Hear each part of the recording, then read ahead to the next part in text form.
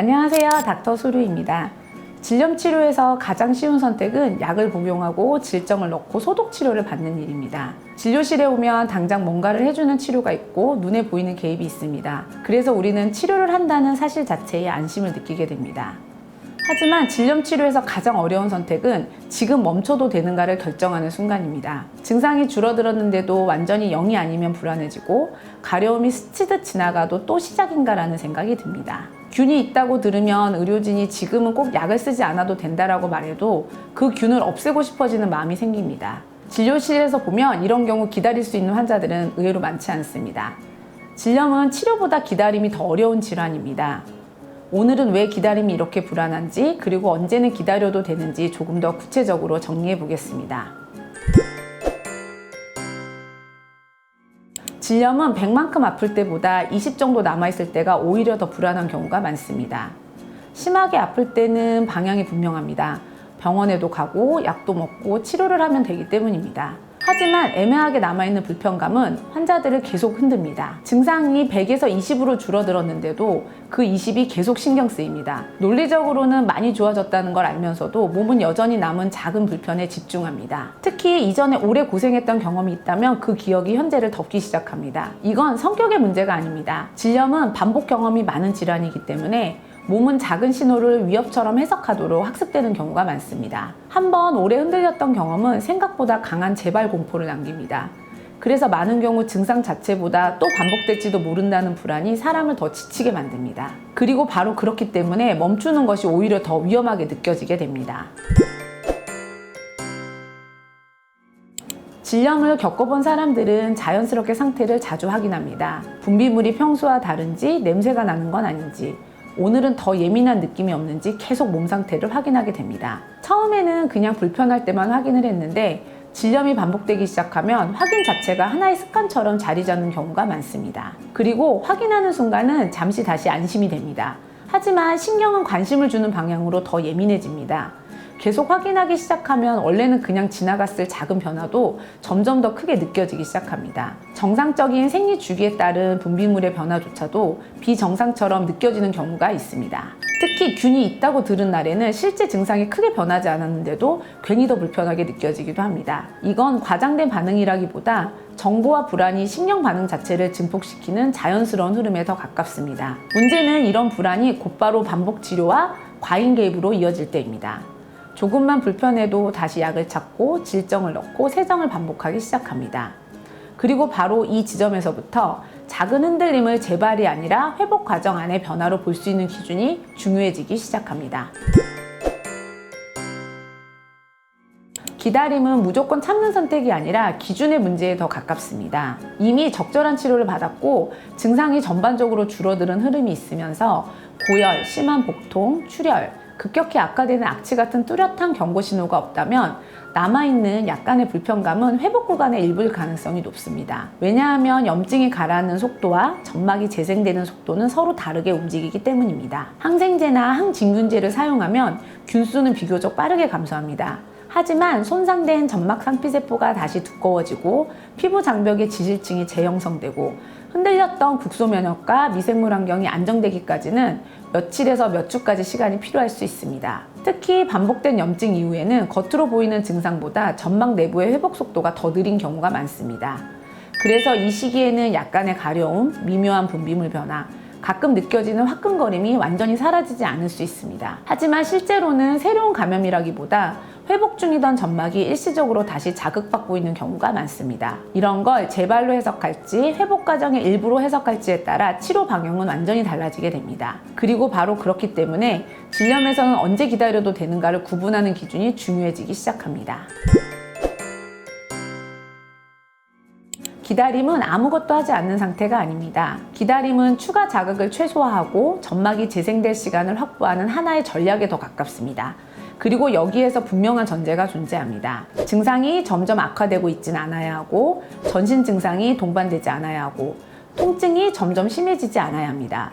고열이나 심한 복통, 출혈 같은 경고 신호도 없어야 합니다. 이런 기준이 충족된다면 현재 남아있는 불편감은 적극 치료 대상이라기보다 회복 경과 관찰 대상일 가능성이 높습니다. 특히 질염에서는 좋아졌다가 약간 흔들리는 과정 자체가 회복 구간 안에서 생각보다 흔하게 나타나기도 합니다. 그래서 하루 정도의 작은 변화만으로 곧바로 다시 심해진 건가라고 판단할 필요는 없는 경우가 많습니다. 반대로 통증이 점점 심해지거나 전신 증상이 동반되거나 냄새와 분비물이 급격하게 악화되거나 검사상 명확한 감염 소견이 있는데 방치되고 있다면 이런 때는 기다림보다 다시 확인과 개입이 우선되어야 합니다. 즉, 질염 치료에서의 기다림은 무조건 참는 것도 아니고 무조건 바로 개입하는 것도 아닙니다. 과잉 개입과 방치 사이에서 현재 몸 상태를 읽어내는 과정이 중요합니다. 그런데 많은 경우 이런 기준이 무너지기 시작하는 순간은 남아있는 불편감을 빨리 없애고 싶을 때입니다. 질염 치료에서 가장 흔한 실수 중 하나는 잔여 증상을 완전히 제거하려는 시도입니다. 조금의 가려움이 남았다고 항생제를 반복 복용하거나 질정을 연속으로 사용하거나 스테로이드를 장기간 바르는 경우들이 많습니다. 물론 단기적으로는 증상이 줄어듭니다. 염증 매개 물질이 억제되고 신경 자극이 일시적으로 감소하기 때문입니다. 하지만 문제는 점막 환경 자체는 아직 회복 중이라는 점입니다. 이 시기에 반복적으로 강한 개입이 이어지면 몸은 점점 더 작은 자극에도 흔들리기 쉬워집니다. 항생제를 반복 사용하면 장내 균형이 흔들리면서 곰팡이균 질염이 다시 나타나는 경우도 있고, 질정을 반복적으로 사용하면서 점막 상피가 더 얇아지고 분비물과 예민함이 오히려 증가하는 경우도 많습니다. 스테로이드 연고를 장기간 사용하는 과정에서 외음부 피부 장벽 자체가 약해지고 화끈거림과 과민 반응이 더 심해지는 경우도 있습니다. 또한 과도한 세정과 소독은 정상적인 락토바실러스 균형을 흔들면서 질 환경 자체를 더 불안정하게 만들 수 있습니다. 문제는 이런 과정이 눈에 바로 보이지는 않는다는 점입니다. 그래서 많은 분들이 치료를 더 했는데 왜 더 예민해졌지? 라는 혼란을 느끼게 됩니다. 하지만 실제로는 회복 중인 점막 위로 반복 자극이 계속 더딥혀지고 있는 경우가 많습니다. 그래서 질염 치료에서 중요한 건 항상 무언가를 더하는 것이 아니라 지금의 불편이 적극 개입이 필요한 상태인지 아니면 회복 과정 안에 흔들림인지를 구분하는 일입니다. 과잉 개입은 회복 속도를 앞당기는 것이 아니라 회복 환경 자체를 흔들 수 있기 때문입니다. 그리고 바로 그렇기 때문에 질염에서는 완벽한 0을 목표로 하기보다 어디까지를 회복 과정으로 볼 수 있는지가 중요해집니다. 질염 치료에서 중요한 건 무엇을 더할 것인가가 아니라 지금의 개입이 필요한 순간인지 아니면 회복을 기다려도 되는 순간인지 구분하는 기준을 갖는 것입니다. 증상이 줄어드는 흐름이라면, 경고 신호가 없다면, 몸이 스스로 정리하고 있는 중이라면 남아있는 20 정도의 불편감은 치료가 덜 된 흔적이라기보다 점막이 재생되고 신경 과민이 가라앉는 과정일 수도 있습니다. 염증 자체는 비교적 빠르게 줄어들 수도 있지만 상피 재생과 장벽 회복은 그보다 훨씬 천천히 진행되는 경우가 많기 때문입니다. 특히 반복된 염증 이후의 점막은 겉으로 보이는 증상보다 훨씬 더 늦게 안정되는 경우가 많습니다. 그래서 0이 아닌 상태가 곧 치료의 실패를 의미하진 않습니다. 그런데 많은 경우 남아있는 불편감을 빨리 없애기 위해 치료가 다시 반복되기 시작합니다. 하지만 이 시기에 반복적으로 강한 개입이 이어지면 장벽은 더 얇아지고 신경은 더 예민해질 수 있습니다. 그래서 질염에서는 모든 불편함을 즉시 없애는 것이 항상 최선은 아닙니다. 완벽한 무증상을 목표로 하기보다 지금 몸이 회복 방향으로 움직이고 있는지를 보는 것이 더 중요합니다. 무엇을 더할 것인가 보다 어디서 멈추고 얼마나 회복 시간을 확보할 수 있는가, 그것이 덜어내기의 핵심입니다. 그리고 그 멈춤은 포기가 아니라 회복을 신뢰하는 선택에 더 가깝습니다. 그리고 바로 그렇기 때문에 질염 치료에서는 기다림에도 기준이 필요해지게 됩니다. 질염 치료에서 어려운 건 무조건 치료를 시작하는 것이 아니라 어디서 멈추고 회복을 기다릴 수 있는지를 판단하는 과정입니다. 많은 경우 불편감이 조금만 남아있어도 계속 개입을 해야 할 것처럼 느껴집니다. 특히 질염을 오래 반복했던 분들은 몸이 작은 흔들림에도 위험 신호처럼 받아들이기 쉽습니다. 하지만 실제로는 몸이 회복 방향으로 움직이고 있다면 그 흔들림 자체가 회복 과정 안의 일부인 경우가 많습니다. 그래서 질염에서는 무조건 빨리 끝내려 하기보다 몸이 회복 방향을 유지할 수 있는 환경을 얼마나 안정적으로 확보할 수 있는지가 더 중요합니다. 즉, 기다림은 포기나 방치가 아니라 몸이 회복 모드로 돌아갈 시간을 조금 더 확보해주는 과정입니다. 그리고 바로 그렇기 때문에 질염에서는 무엇을 더할 것인가 보다 어디서 멈추고 어떤 자극을 줄여야 하는지가 더 중요합니다. 기다림은 질염 치료에서 가장 어려운 선택일 수 있습니다. 증상이 남아있을 때는 아무것도 하지 않는 것처럼 느껴지면 불안하기 때문입니다. 하지만 이런 구조를 이해한 기다림은 무기력한 참음이 아니라 회복이 이어질 수 있도록 환경을 지켜주는 전략에 더 가깝습니다.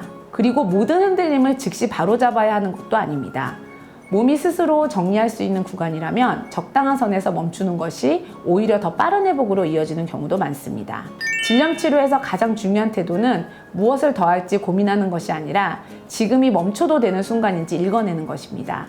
그리고 여기서 또 하나의 장면으로 넘어가 보겠습니다. 치료는 멈췄다고 생각했는데 사실은 일상 속에서 계속 반복되고 있었던 작은 자극들입니다. 이런 건 생각도 못했네라고 느끼게 되는 순간이 있습니다. 다음 이야기에서는 세 번째 덜어내기인 라이너 사용에 대해서 조금 더 이어서 이야기해 보도록 하겠습니다. 이상 닥터 소리였습니다.